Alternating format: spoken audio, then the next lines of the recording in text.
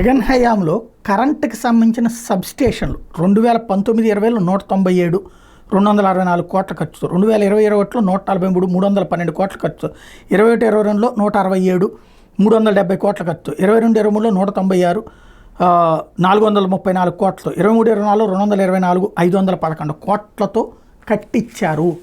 ఇది సబ్స్టేషన్ల పేరుతోనూ నిధులు పిండేశారు పేరుతో ఈనాడు రాసుకొచ్చినటువంటి ఒక వార్త ద్వారా బయటపడ్డటువంటి అసలు నిజం. ఇందులో వాళ్ళు రాసుకురావడం, జగన్ జమానాలో విద్యుత్ శాఖలో ఏదో తరహా అవినీతి, ఎంపీ అవినాష్ సిఫార్సు చేస్తే 68 సబ్స్టేషన్లు పెట్టారు, పెద్దిరెడ్డి చెప్తే 30 సబ్స్టేషన్లు పెట్టారు అంటే కొంచెం కామన్ సెన్స్ ఉండాలి. వాళ్ళ మీద కడుపు మంటతో ఓ మంచిని చెడుగా చిత్రీకరించడం. ఇవాళ చూడండి, కరెంటు కంటిన్యూగా సప్లై అవుతుందా?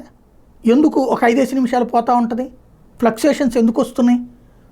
రోజుకి 4-5 సార్లు ఎందుకు కట్ అవుతున్నది కరెంటు? గుంటూరు బెజవాడలో అయితే ప్రత్యక్షంగా చూస్తున్నాం, మరి మిగతా చోట్ల ఎట్లుందో నాకు తెలియదు.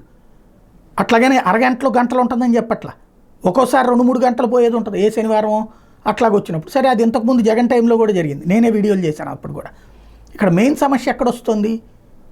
వాడకం పెరిగిపోయింది. పబ్లిక్ లేబర్ కూడా జగన్ టైంలో ఎలక్ట్రిక్ ఎక్విప్మెంట్ కొనేసారు, ఏసీలు, కూలర్లు, ఇట్లాంటి టీవీలు, కలర్ టీవీలు ఇట్లాంటి.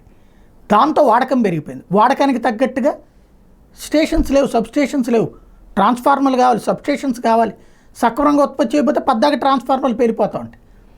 దానికోసం ఏర్పాట్లు చేస్తే అది అవినాష్ రెడ్డి చెప్పాడని అక్కడ పెట్టాడు, పెద్దిరెడ్డి చెప్పాడు, ఎవడు చెప్పినా ఏం చచ్చినా ముందు కరెంటు సప్లైకి ప్రాబ్లం రాకూడదు, పరిశ్రమలకు ప్రాబ్లం రాకూడదు, పబ్లిక్కి ప్రాబ్లం రాకూడదు, అందుకోసమే పెడతారు.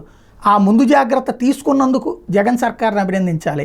అదే సందర్భంలో అది సరిగ్గా అర్థం చేసుకోకుండా వార్తల్లో ఏడుస్తున్నందుకు వీళ్ళ పట్ల జాలి చూపాలి.